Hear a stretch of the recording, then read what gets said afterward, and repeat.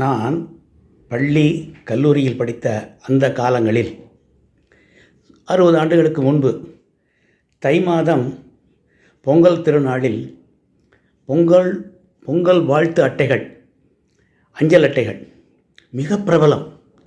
நண்பர்கள், உறவினர்கள் எல்லாம் பொங்கல் வாழ்த்துக்களை அஞ்சல் மூலம் அனுப்பி மகிழ்ந்து கொள்வார்கள், மகிழ்ச்சி அடைவார்கள்.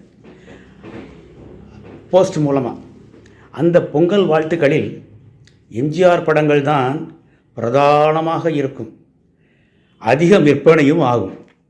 அதிலும் கிராமிய சூழலில் எம்ஜிஆர் வேஷ்டி கட்டிக்கொண்டு துண்டை தலையில் அணிந்து கொண்டு இருக்கும் கிராமத்து விவசாயி போல காட்சி தரும் படங்கள் இருக்கிறதே, அவைகள் மிக பிரபலம்.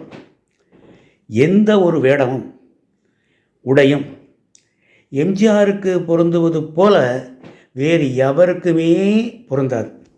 அது அரசன் உடை என்றாலும் சரி, நவீன கால பேண்ட் ஷர்ட், டிஷர்ட் என்றாலும் சரி, அவருக்கு பொருந்துவது போல ஒரு அழகு எவருக்கும் பொருந்தாது.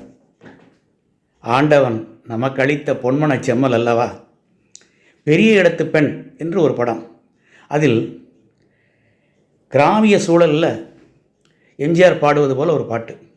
அதில் அவர் அழகாக அந்த வேஷ்டியை கட்டி கொண்டு தலையில் தலப்பாக அணிந்து கொண்டு மாட்டை குளிப்பாட்டுகின்ற ஒரு நிகழ்ச்சி, ஒரு காட்சி இடம்பெறுகிறது பாருங்கள். அந்த அழகை இன்றைக்கல்ல என்றைக்குமே பார்த்து கொண்டே இருக்கலாம். இவர் போல இனி யார் என்று பாராட்டும் அளவுக்கு அந்த காட்சிகள் இன்றைக்கும் மனதிலே நிற்கிறது. நீங்களும் இந்த காட்சிகளை பாருங்கள்.